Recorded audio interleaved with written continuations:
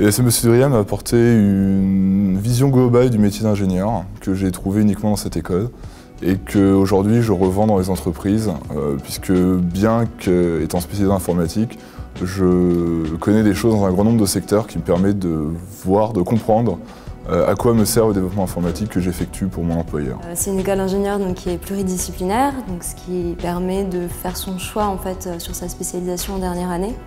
Donc c'est très important dans le sens où à la sortie du bac, on ne sait pas forcément ce qu'on veut faire. Et donc ça nous laisse 4 ans, on approfondit différents domaines. On choisit en dernière année et puis le SME Sudria est reconnu dans beaucoup de sociétés comme une école très professionnalisante.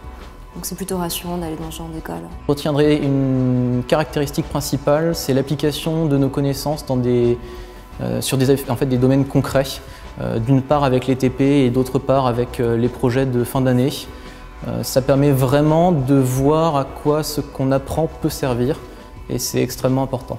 Ce qui m'a intéressé dans l'ESME Sudria, c'est le cycle par l'alternance, qui était décomposé en 2 années.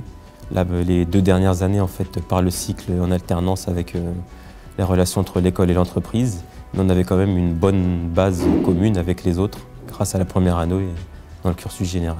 En faisant le SME Sudria, j'ai acquis une connaissance d'ingénieur de base extrêmement précieuse qui m'a permis effectivement de couvrir tous les volets qui m'intéressaient en matière d'ingénierie et de pouvoir faire et de pouvoir changer et faire un nombre d'installations, un nombre de projets industriels absolument gigantesques au cours de ces 30 dernières années. Il me semble que c'est quand même une école assez généraliste, donc il y a quand même pas mal de branches dans des secteurs d'activité qui sont porteurs en ce moment. Le choix de l'école était très bien, tout à fait adapté à sa forme d'intelligence et son désir d'avoir un diplôme sans devoir passer par une prépa, en tout cas. Je pense qu'elle a appris un métier, un début de métier tout du moins. Elle a appris beaucoup de théorie, peut-être pas assez de pratique.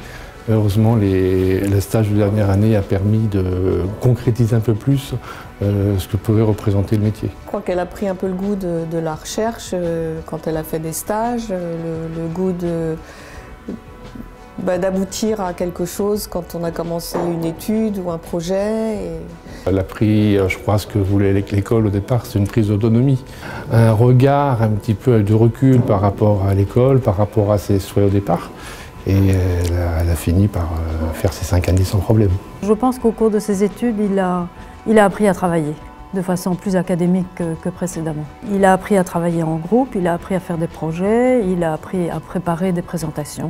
Quand on voit ses camarades, il semble qu'ils trouvent du travail, et puis qu'ils ont l'air contents de ce qu'ils font, parce que trouver du travail c'est une chose, on y passe du temps, donc autant que ça plaise.